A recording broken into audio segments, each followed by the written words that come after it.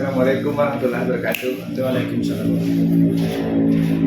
Maaf sebelumnya Pak mengganggu waktunya. Ini ada yang ingin saya bicarakan sedikit untuk memenuhi tugas CGP saya nih Pak. Bisa Pak ya? Insyaallah. Kita mulai Pak ya. Ya. Ini pertanyaannya Pak. Selama ini bagaimana Bapak dapat mengidentifikasi kasus-kasus yang merupakan dilema etika atau rujukan moral? Ya, mengidentifikasi ya. Iya. Kalau mengidentifikasi Bedakan, ya berarti kita akan membedakan dulu apa itu dilema etika dengan rujukan moral. Iya. Kalau dilema etika ini kan suatu situasi yang sulit sebenarnya Iya. antara dua permasalahan, tapi apa itu benar keduanya, Benar kedua. benar dengan benar. Iya. Nah, untuk mengambil keputusan dilema etika ini, keputusan benar dan benar ini, kita ambil yang prioritas. Yang prioritas, mana yang urgent, mana yang prioritas, mana yang untuk menerima waktu. Sedangkan untuk rujukan moral itu jelas itu permasalahannya satu benar, satu salah. Tentu yang benar kita ambil. Iya. Berarti kalau yang dilema etika itu benar sama benar ya, ya? sama benar masalahnya. Iya. Kalau yang rujukan moral satu betul, satu salah. Itu jelas mudah nanti ya Pak. Kalau keputusan. Iya. Baik Pak, jadi selama ini bagaimana Bapak mengambil keputusan? Bagaimana Bapak mengambil keputusan itu? Jadi kalau untuk mengambil keputusan itu kita tinjau dulu tentang kepentingan apa nanti dari permasalahan itu, kepentingan apa yang akan kita pertimbangkan sehingga dampak daripada masing-masing yang kita putuskan itu bisa bermanfaat untuk kepentingan bersama. Jadi dampaknya itu kan ada negatif atau positif. Iya. Nah, jadi kita pertimbangkanlah dampak-dampaknya itu. Berarti kalau Bapak selama ini ngambil keputusan mempertimbangkan dampaknya. Ya, dampaknya. Bapak analisis Karena dampaknya dulu ya. karena kalau kita ngambil keputusan itu pasti ada dampaknya. Iya. Mana yang lebih baik dampaknya kan gitu ya.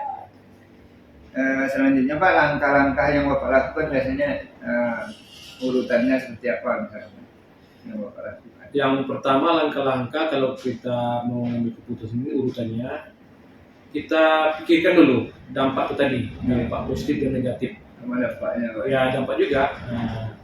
Meminta pendapat kepada warga yang ada di lingkungan kita. Warga lingkungan kita itu maksudnya mitra kerja kita, seperti wakil kepala sekolah, di bidang apa permasalahannya, mungkin kan bidang kesiswaan, konsultasi kita, bidang sarana ke situ kita, begitulah seterusnya. Termasuk mungkin ada yang mitra kita itu wali kelas kan atau guru. Iya. Nah, jadi kesini juga kita akan minta konsultasi, minta pendapat. Berarti melibatkan. Ya. Hal-hal apa saja yang Bapak anggap efektif dalam mengambil keputusan? Artinya orang yang Bapak katakan tadi, apa yang paling efektif gitu? Yang efektif itu biasanya keputusan itu pertama kita identifikasi masalah dulu. Identifikasi masalah, kemudian mengumpulkan informasi. Identifikasi masalah, kumpulkan informasi, kemudian cari solusi. Nah, barulah kita mengambil keputusan. Iya. Hal apa saja yang selama ini menjadi tantangan Bapak dalam mengambil keputusan? Tantangan dalam mengambil keputusan itu sebenarnya selalu ada. Iya. Kalau kita ngambil keputusan itu tantangannya yang pertama rasa keadilan. Ya, karena setiap keputusan kita itu pasti ada pro kontra. Betul. Yang satu mungkin merasa tepat itu adil, Iya. yang satu mungkin merasa tidak tepat, tidak adil. Nah, kemudian rasa kasihan. Nah, karena kita walaupun mengambil keputusan yang benar, tentu mungkin dia akan yang merasa tidak adil tadi akan terkena dampak negatifnya. Iya. Walaupun itu benar sebenarnya itulah sebenarnya, tapi terkena dia dampak negatifnya. Nah, kasihan kita juga sebenarnya. Tapi harus ditempuh. Nah, gitu. Jadi tantangannya memang untuk membuat kedua belah pihak menjadi puas itu yang susah Pak ya. Karena pasti keputusan itu ada yang satu pihak diuntungkan, ada yang satu yang merasa dirugikan. merasa dirugikan, Ya. walaupun padahal itu adalah konsekuensi dari Konsekuensi Iya. keputusan. Iya. Selama ini adakah misalnya kasus yang terjadi, misalnya ada jadwalnya Bapak ngambil keputusan itu atau gimana? Sebenarnya sebelum adanya kasus gitu kan, sebelum adanya masalah, kita sebenarnya sudah harus siap-siap dengan jadwal sebenarnya. Cuma tak mesti gitu juga. Situasional.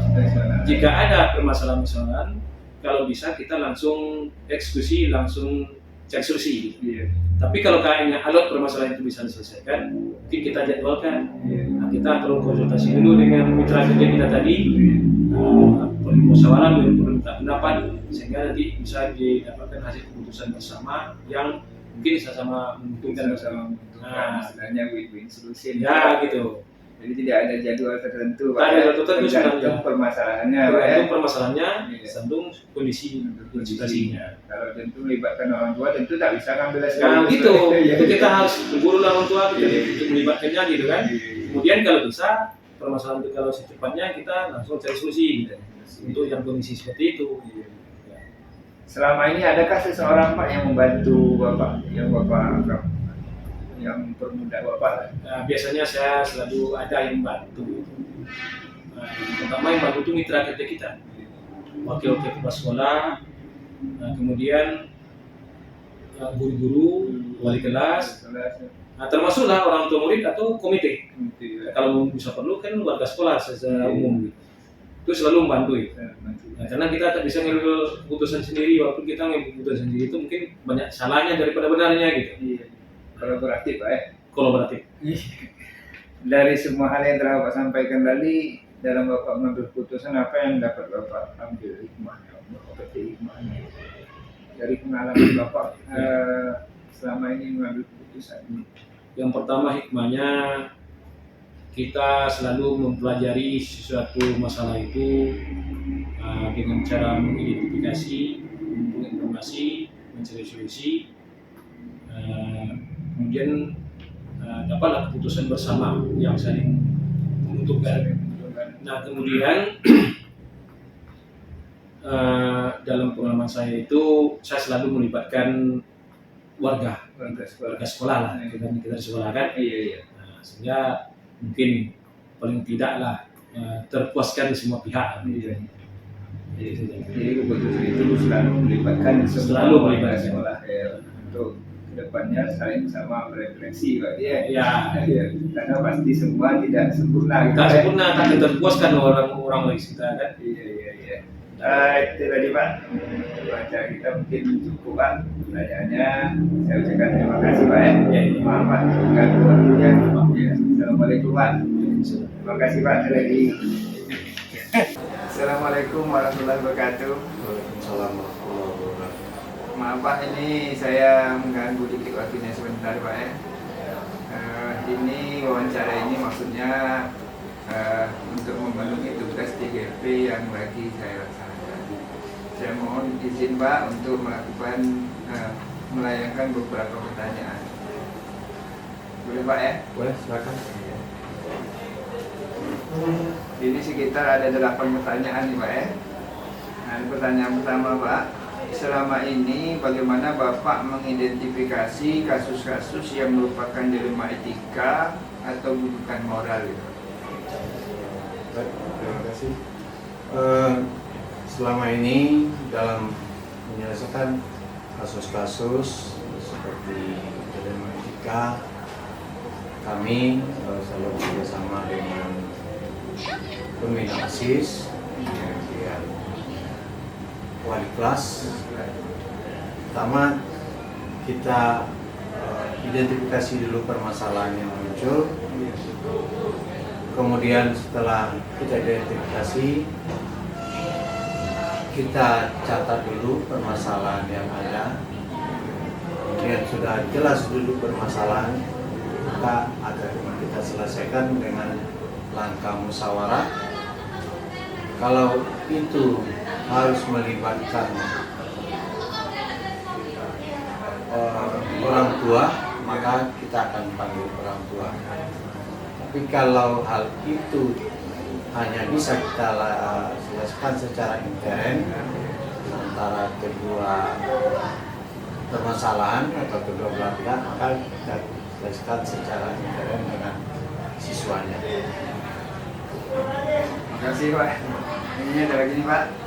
Nah, selama ini bagaimana Bapak menjalankan pengambilan keputusan di sekolah, terutama kasus-kasus di mana ada dua kepentingan yang sama-sama benar. Misalnya ada dua kepentingan yang sama-sama betul. Bagaimana Bapak mengambil keputusannya? Kalau hal itu terjadi, maka kita akan tetap kita identifikasi dulu, kita cari dulu pokok permasalahannya, dan kalau itu harus melibatkan komite, maka kita akan membentukkan komite, dan kalau itu harus melibatkan tokoh masyarakat, kita akan berkonsultasi ke pihak masyarakat. Namun di dalam internnya kita tetap menyelesaikan permasalahan itu berjenjang, mulai dari wali kelas naik ke pembina OSIS, baru dari siswaan baru ke pembinaan. Artinya kalau keputusan itu akan diidentifikasi jelas dulu Pak ya, Ya. Lihat dulu permasalahannya apa gitu ya. Langkah-langkah atau prosedur seperti apa yang biasa Bapak lakukan selama ini Pak? Maksudnya itu langkah yang pertama misalnya seperti apa selanjutnya? Di dalam menyelesaikan masalah, karena kebetulan di sekolah kita juga sudah ada unit BK, maka kita selesaikan terlebih dulu melalui guru BK. Setelah dari guru BK, nanti kalau sudah diidentifikasi permasalahannya, sudah tahu permasalahan apa yang terjadi, nanti baru dikonsultasikan ke wali kelasnya, dari wali kelas. Kalau tidak selesai, baru ke pembina OSIS, dan itu baru ke saya. Nah, kalau hal-hal itu harus melibatkan pihak yang berwenang, pihak hukum, maka kita akan melibatkan pihak yang berwenang. Tapi kalau hal itu bisa kita selesaikan secara intern, maka itu akan kita selesaikan secara intern. Artinya langkah-langkahnya berjenjang Pak ya, Ya. mulai dari guru BK dulu, Ya.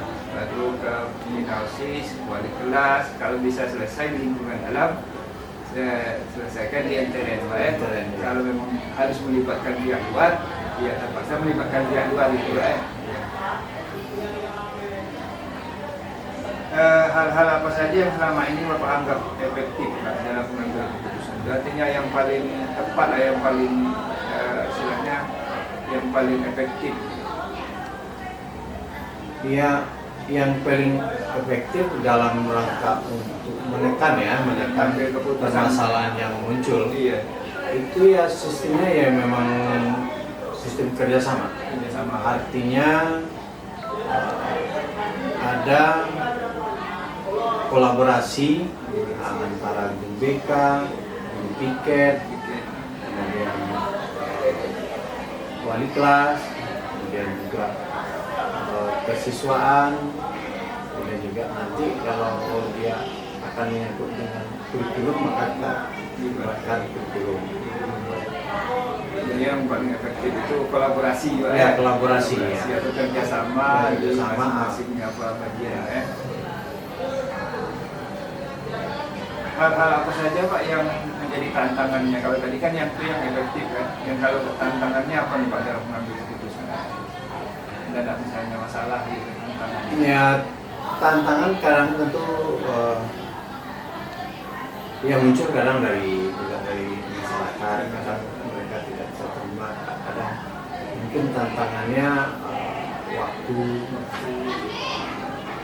karena kondisi kejadian, kemudian misalnya kejadian hari ini, permasalahan muncul hari ini, tetapi ketika kita konfirmasi kepada pihak luar mungkin tidak bisa selesai, itu kendala mungkin di waktu. Iya, berarti tantangannya Pak ya. Ketepatan dalam penyelesaian permasalahan itu agak terganggu. tidak terganggu ya. Berarti di sini dapat saya edukasi Pak. Berarti tantangannya yang terbesar itu mungkin dari kadang kita yang apa yang kita putuskan itu bisa jadi tak memenuhi semua Iya. keinginan orang gitu Pak ya. Iya iya. Apa Bapak memiliki jadwal tertentu misalnya kalau untuk menyelesaikan misalnya ada masalah ini ada nggak jadwal tertentu dalam beberapa hari selesai itu gimana? Kita tengok situasional karena permasalahan yang muncul itu kadang bisa selesai 1 jam dan bisa selesai 2 hari dan bisa juga 1 minggu, tergantung kepada identifikasi permasalahan yang muncul. Jadi secara kebijakannya kita tidak bisa memutuskan harus selesai hari ini. Yang jelas kita berusaha meredam permasalahan itu se-efisien mungkin. Artinya permasalahan itu jangan sampai melebar kemana-mana. Itu yang sering kami lakukan supaya artinya keeksisan sekolah itu tetap terjamin di masyarakat. Ini kembali lagi ke pertanyaan satu ya Pak, Ya. identifikasi dulu ya. Ya. Kalau misalnya masalah ini memang bisa selesai hari itu, selesaikan hari itu Pak ya. Kalau memang apa, saya perlu manggil orang tua tentu harus ada hari esoknya gitu Pak ya. Baik Pak. Selanjutnya adakah seseorang Pak yang istilahnya yang membantu mempermudah Bapak dalam mengambil keputusan? Dalam pengambilan keputusan itu termasuk para tokoh masyarakat kalau memang diperlukan dan juga para wakil kepala sekolah, kemudian wali kelas serta dengan guru BK-nya, karena guru BK yang bertanggung jawab dalam mengidentifikasi permasalahan yang muncul, karena guru BK itu yang tahu permasalahannya seperti apa. Artinya yang membantu Bapak ini tidak seorang, itu banyak Pak Tidak ya. seorang. Tergantung masalahnya mungkin Pak ya. Iya. Bisa guru BK, bisa wakil, yang jelas Pak ya. Kalau itu kalau dari dalam ya, kalau dari luar bisa jadi ke masyarakat ya. Serta pihak Bisa memperwajib bisa jadi Pak ya. Dari semua yang kasus-kasus misalnya yang pernah Bapak putuskan itu, apa yang dapat Bapak petik? Ya, selama ini kita dalam menyelesaikan permasalahan yang intinya kita memang harus identifikasi dulu permasalahannya, kemudian setelah kita identifikasi, kemudian apa pokok permasalahannya. Setelah kita pilih-pilih dalam pokok permasalahan itu, maka baru kita carikan jalan keluarnya. Artinya kalau dalam menyelesaikan permasalahan itu bisa kita selesaikan secara intern, maka kita selesaikan secara intern. Kalau tidak bisa secara intern, tentu kita berusaha dulu melibatkan komite atau tokoh masyarakat. Kalau tidak bisa juga, kita lanjut ke pihak yang berwajib. Dan yang tak kalah pentingnya, tentu kita harus berkonsultasi kepada atasan kita dalam pengambilan keputusan. Kalau di dalam atasan kita tidak mengizinkan untuk melanjut ke ranah hukum, maka kita tidak akan. Artinya kita bekerja tetap patuh pada aturan yang sudah ditentukan oleh atasan kita. Dalam hal ini tentu dinas pendidikan melalui cabang wilayah. Ya, artinya kalau Bapak sudah banyak kasus yang Bapak alami, atau Bapak istilahnya yang Bapak jadikan pelajaran adalah ngambil putusan itu dimulai dari identifikasi dulu Pak ya. Dari yang hal-hal kecil, kalau yang istilahnya sudah perlu melibatkan pihak lain, baru itu pun berdasarkan konsultasi dengan atasan Pak ya. Baik-baik, tadi wawancara kita Pak, terima kasih sudah meluangkan waktu. Maaf nih Pak ya mengganggu waktunya. Sekali lagi saya ucapkan terima kasih Pak. Assalamualaikum warahmatullahi wabarakatuh. Waalaikumsalam.